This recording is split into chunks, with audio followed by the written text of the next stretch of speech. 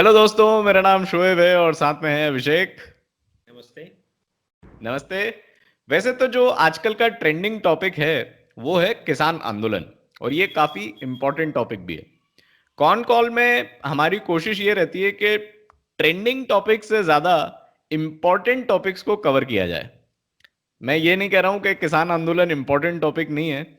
Actually उसको हम already cover कर चुके हैं। जिन लॉस के अगेंस्ट किसान प्रोटेस्ट कर रहे हैं उसको हम ऑलरेडी कवर कर चुके हैं, जिसकी लिंक रहेगी डिस्क्रिप्शन में और फर्स्ट पिन कमेंट में। ऐसा ही एक और important topic which I think didn't receive the love that it deserved was GDP results. तो पिछली बार का जो जीडीपी रिजल्ट था वो था -23.9%, जिसकी हमने बात की भी थी। उस वीडियो की भी लिंक रहेगी डिस्क्रिप्शन में और पिन कमेंट में। इस बार का जीडीपी रिजल्ट कैसा रहा? क्या हम और नीचे गिर गए हैं या फिर इकोनॉमी सुधरी है? इससे पहले अभिषेक, आप डिटेल बताएं, एक क्विक टेक आपका क्या है इस बार के जीडीपी रिजल्ट को लेकर? थम्स अप, थम्स डाउन या थम्स इन द मिडिल? हाँ, थम्स अप कर सकते हैं, थम्स डाउन कर सकते हैं। हम्म। अगर आप क्वार्टर टू क्वार्टर कंपेयर करें कि लास्ट क्वार्टर में हम 23.9% गिरे थे और इस बार हम 7.5% गिरे, तो उस नज़रिए से देखेंगे तो काफ़ी अच्छा है कि हम लगभग 24% से 7.5% पे आ गए। हम्म। बट अगर हम ये देखें कि हमारे पोटेंशियल कितना है, हम 7.5% गिरे बट हमारा पोटेंशियल है प्लस 7.5-10% ग्रोथ कर सकते हैं, हमारा पोटेंशियल वो है। उसके हम्म। उस नज़रिए से देखिए तो एक उसको थम्स डाउन मिलेगा। और दूसरा एक मिडिल अप्रोच ये है कि ये जो क्वार्टर था, ये एक फेस्टिवल सीजन था, जुलाई अगस्त सितंबर फेस्टिवल सीजन रहता है जहाँ लोग ज़्यादा खरीदारी करते हैं। तो इस वजह से थोड़ा सा रिकवरी देखने को मिली है, बट आगे जाके आगे की क्या रोड क्या है, क्योंकि फेस्टिवल सीजन खत्म हो चुका है, अक्टूबर तक फेस्टिवल सीजन था।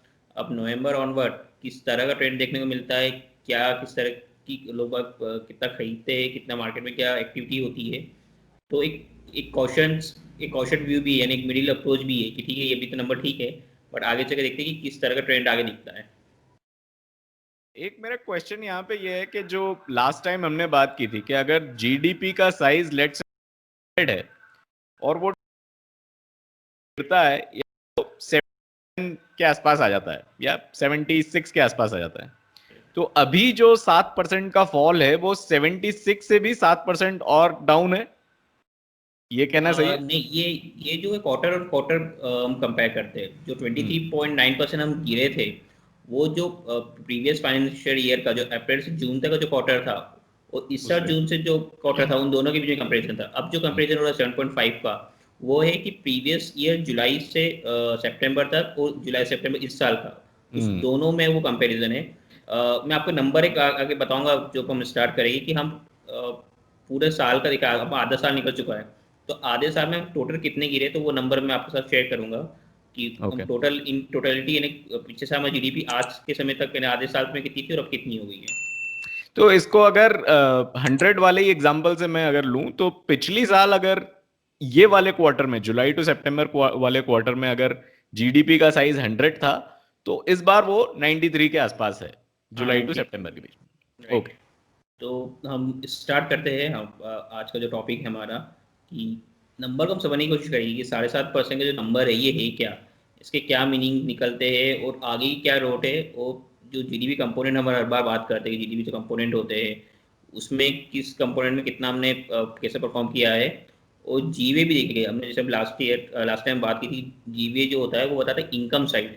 तो आपकी और हमारी इनकम में कितना फर्क पड़ा हुआ है, जो अलग अलग सेक्टर्स है उसमें काम करने वाले लोगों की इनकम में कितना फर्क पड़ा है, उस पर हम आज थोड़ा सा ज़्यादा ध्यान देंगे। तो स्टार्ट करते हैं। तो जैसे कि हमने बात की कि ये जो कंपैरिजन है, जो 7.5% की जो डिग्रोथ हुई है, वो प्रीवियस ईयर का जो जुलाई टू सितंबर क्वार्टर था और इस साल जो जुलाई टू सितंबर क्वार्टर है उसमें हम 7.5% से नीचे गिरे हैं। तो हम आगे बढ़ने से पहले एक हिस्टोरिकल मैं आपको एक डाटा शो करना चाहता हूँ। ये जब से हमारा जीडीपी का डाटा अवेलेबल है उसकी ग्रोथ रेट का चार्ट है। हमने जब पहले जीडीपी के टॉप एपिसोड में बात की थी, हमने बताया था कि हम 4 बार ये जो 23 पीछे बार 23.9% नीचे गए थे, उसके पहले हम 4 बार हमारी नेगेटिव में ग्रोथ रेट रही थी। और हम इसके पहले की बात करें, हम थोड़ा 10-11 क्वार्टर पहले की बात करें, तो हम एक कंसिस्टेंट 10% की ग्रोथ रेट के आसपास चले थे। चाहे ये 2004 के आसपास का समय हो या 2015 के बाद 2016-17 का समय हो, हम एक डबल डिजिट ग्रोथ लगभग अचीव कर रहे थे। तो इसलिए मैंने स्टार्टिंग में कहा कि हमारा जो पोटेंशियल है वो 7.5-10% का है। और इस बार हम देखें लगातार 2 क्वार्टर से हम नेगेटिव टेरिटरी में ग्रो कर रहे हैं। तो उस नज़रिए से देखें तो हमने ज़्यादा अच्छा परफॉर्म नहीं किया है इन टर्म्स ऑफ जीडीपी। और लास्ट क्वार्टर देखें कि 23 हम लगभग 24% नीचे थे, अब 7.5% की डी ग्रोथ है, यानी काफ़ी अच्छी रिकवरी है। तो उस सेंस में एक पॉजिटिव एक साइन है हमारी जीडीपी के लिए। तो हम देखिए जो नंबर है 7.5 का नेगेटिव का, इसकी मीनिंग क्या है। तो एक हमने जो प्रीवियस हमारे जीडीपी के जो एपिसोड उसमें बात की थी, उसमें बात की थी कि हम लगातार 8-10 क्वार्टर से एक ग्रोथ स्लो डाउन स्टेज में, यानी जो हमारा जो ग्रोथ रेट है वो एक लगातार जो टर्म रिसेशन या आर्थिक मंदी बात करें तो उसकी जो डेफिनेशन है वो होती है कि अगर आपकी इकोनॉमी की अगर लगातार 2 क्वार्टर तक नेगेटिव ग्रोथ रेट रहती है तो आप रिसेशन में चले जाते हैं, मंदी में चले जाते हैं। तो भारत के साथ भी यही हुआ है। हम पहली बार टेक्निकली रिसेशन में या आर्थिक मंदी के दौर में पहुंच चुके हैं। इसके पहले क्वार्टर में भी हमारी नेगेटिव ग्रोथ रेट थी और इस क्वार्टर में भी हमारी नेगेटिव ग्रोथ रेट है। तो पहली बार हम एक नेगेटिव एक रिसेशन के दौर में पहुंचे, यानी आर्थिक मंदी के दौर में पहुंचे। दूसरा जो पॉइंट है कि अगर हम जो उसके प्रीवियस जो क्वार्टर था अप्रैल से जून तक का, तो उसमें हम देखें कि उसमें हम जितनी मेजर इकोनॉमी है, ये जो आपके स्क्रीन पे जो एक ग्राफ दिख रहा है, उसमें हमारा परफॉर्मेंस सबसे बेकार था। चाहे आप यूके से कंपेयर करें, France, Italy, Canada, Germany, Japan, US और चाइना से, तो हमारी जो ग्रोथ रेट थी, जो हमारा जीडीपी का नंबर सबसे इन कंट्री का बेस में सबसे एक तरह से बुरा परफॉर्मेंस हमारा। और अभी क्या जो हम ये जुलाई सितंबर क्वार्टर की बात करें तो इसमें स्टेट बैंक ऑफ इंडिया की रिसर्च टीम ने एक सर्वे किया था, एक स्टडी की थी, जिसमें अभी तक 29 कंट्रीज ने अभी जीडीपी का नंबर डिक्लेयर किया है फॉर जुलाई टू सितंबर क्वार्टर। अगर उन सभी 29 कंट्रीज का एवरेज निकाले तो वो एवरेज आता है -12.4%। और उसके कंपेरिजन में देखें, यानी कि जितनी एक मेजर इकोनॉमी जिस तरह से परफॉर्म कर रही है, तो इस क्वार्टर में हमारा परफॉर्मेंस थोड़ा सा बेहतर है उन कंट्री के मुकाबले। जहां इन सभी 49 कंट्रीज का एवरेज है -12.4% आ रहा है, वही हमने -7.5% से ग्रोथ की है।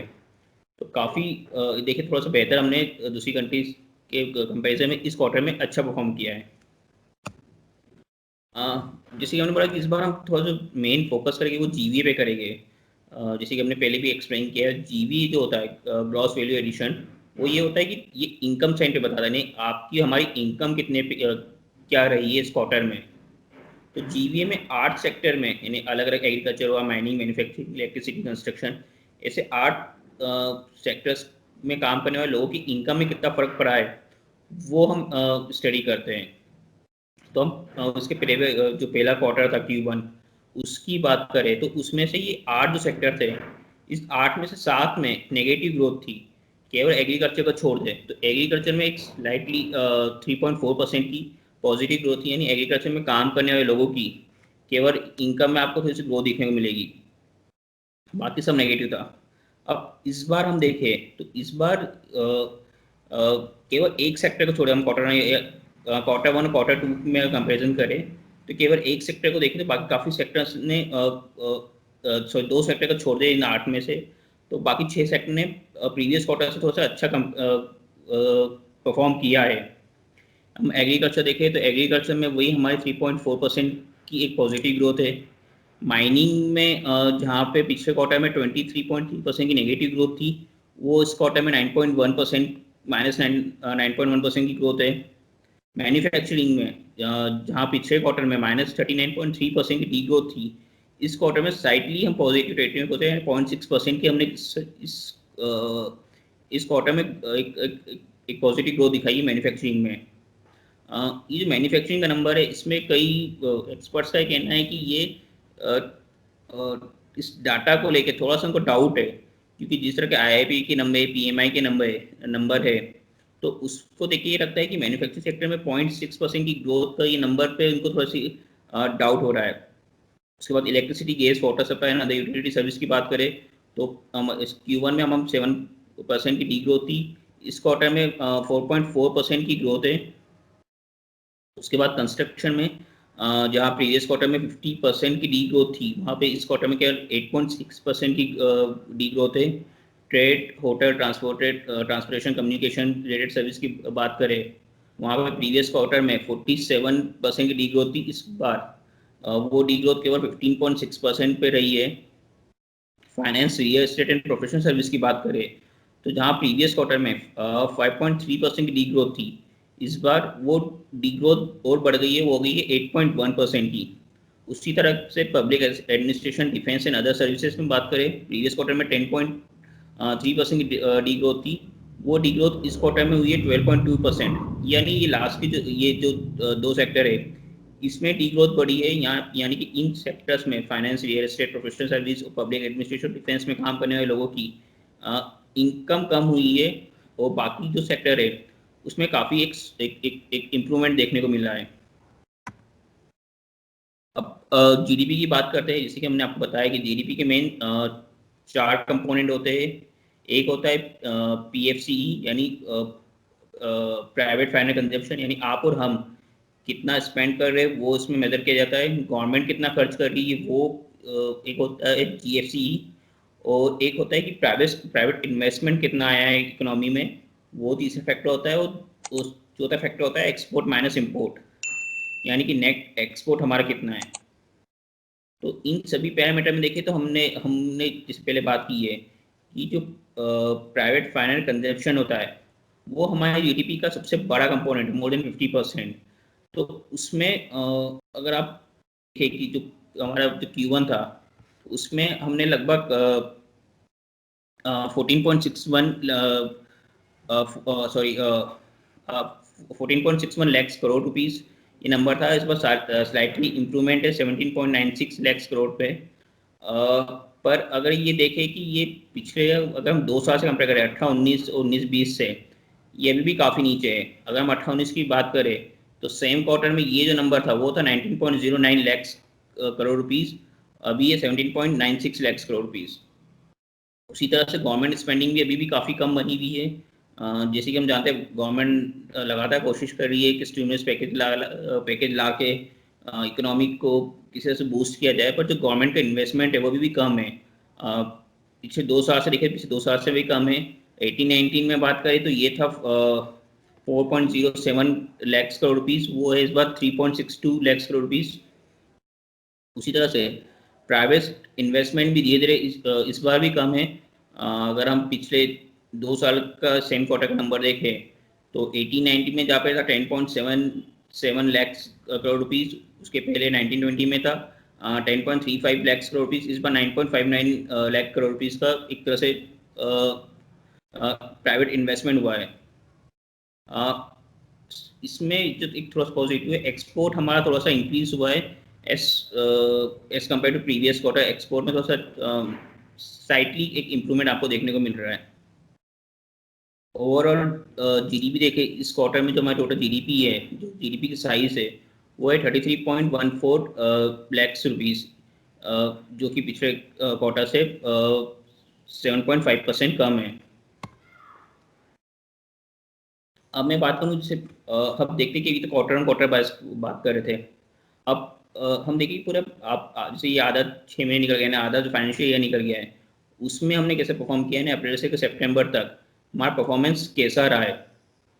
तो सबसे पहले हम जीवीए देखें। जीवीए में हमने कैसे परफॉर्म किया है, तो प्रीवियस ईयर अगर हम देखें 1920 से इन सभी कंपोनेंट में देखें तो जो फर्स्ट हाफ था पिछले पिछले साल का, उसमें हमने 4.5% से ग्रोथ की थी इन टर्म्स ऑफ जीवी, यानी 4.5% से लोगों की इनकम बढ़ी थी। और इस क्वार्टर की बात करें तो इस क्वार्टर में जो ये नंबर है वो है -14.9%, यानी इन सभी ऑटो सेक्टर में पहले हाफ में इस फाइनेंशियल ईयर के लोगों की लगभग 15% से इनकम कम हुई है। उसी तरह हम जीडीपी की बात करें तो जीडीपी को भी अगर हम कंपेयर करें प्रीवियस फर्स्ट हाफ की और इस साल के फर्स्ट हाफ की, अप्रैल से सितंबर तक, तो जो 1920 में जो हमारा ग्रोथ था वो था 4.8%, यानी देखिएगा हमारी टोटल जो जीडीपी थी वो 71.19 लैक्स करोड़ रुपीज़। अब जो हमारी जीडीपी का साइज है वो है 60.03 लैक्स करोड़ रुपीस, यानी कि इसमें भी -15.7 की डी ग्रोथ है। यानी अभी भी अगर हम पूरे आधे साल को देखें तो अभी भी हम -15 हमारी डी हुई है। यानी अगर आप इस नंबर में देखें तो जहां हम 71.91 लैक्स से की टोटल हमारी जो साइज थी इकोनॉमी की, वो अभी क्या 60.03 लैक्स की है। यानी लगभग 11 लाख करोड़ रुपए का की एक डी ग्रोथ में है अभी हम। सो ये सब रियल नंबर है, इसमें इन्फ्लेशन ऐड नहीं है, क्योंकि अगर हम इन्फ्लेशन ऐड करते हैं तो वो एक तरह से एक रियल पोजीशन ही बताता है। जैसे मैं आपको एक एग्जांपल देकर समझाऊं कि अगर कोई एक आप कोई चीज़ खरीदने जाते हैं, अगर 100 रुपये की है, अगर हम इन्फ्लेशन जैसे इस जो ये नंबर है इस साल के, उसमें जो हमने इन्फ्लेशन कैलकुलेट किया है वो 3.5% से हमने कैलकुलेट किया है। तो वो एग्जांपल है कि अगर मैं कोई एक चीज़ खरीदने जा रहा हूँ जो 100 रुपये की है, अगले साल मैं खरीदने जाऊँगा तो अगर 3.5% का इन्फ्लेशन है तो वो हमें मिलेगी 103 रुपये 50 पैसे में। पर वो 103 जो उसकी जो 3 रुपये 50 पैसे से प्राइस बढ़ी, वो इन्फ्लेशन से बढ़ी हुई है। उसमें कुछ वैल्यू एडिशन नहीं हुआ है कि हमने कुछ चीज़ में वैल्यू एडिशन किया जिस वजह से प्राइस बढ़ी है। तो इसलिए जब भी जीडीपी के हम नंबर देखें तो जहाँ तक कोशिश करें हम रियल नंबर को देखने की कोशिश करें, ना कि नॉमिनल, क्योंकि उसमें एक इन्फ्लेशन का रेट जो इन्फ्लेशन है वो एडेड रहता है। अगर इन्हीं नंबर को देखें जहाँ पे हमने 7.5% की डी ग्रोथ है, अगर हम इन्फ्लेशन ऐड कर दें तो जो हमारी डी ग्रोथ है वो क्या 4% की रह जाएगी। बट वो 4% की ग्रोथ इन्फ्लेशन की वजह से हुई है, ना कि नए वैल्यू एडिशन की वजह से हुई है। और दूसरा ये नंबर इम्पोर्टेंस इसलिए भी है क्योंकि बजट के पहले ये आखिरी जीडीपी के नंबर है। 1 फरवरी को हमारा बजट होगा, और जो थर्ड क्वार्टर के जो जीडीपी के नंबर आएंगे वो बजट के बाद आएंगे। तो जो सरकार जिस तरह से बजट डिसाइड करेगी, जो बजट की प्लानिंग होगी, जिससे बजट बनाएगी, तो इन्हीं नंबर को देख के आगे की नेक्स्ट ईयर की प्लानिंग की जाएगी, क्योंकि जब बजट आ चुका होगा उसके बाद थर्ड क्वार्टर के जीडीपी के नंबर आएंगे। ये एक हिंट थी आने वाले एक वीडियो के बारे में, क्योंकि हम बजट जब आएगा तो उसके बारे में भी बात करेंगे। इस बार के एपिसोड के लिए इतना ही, अगली बार फिर मिलेंगे, तब तक के लिए टेक केयर।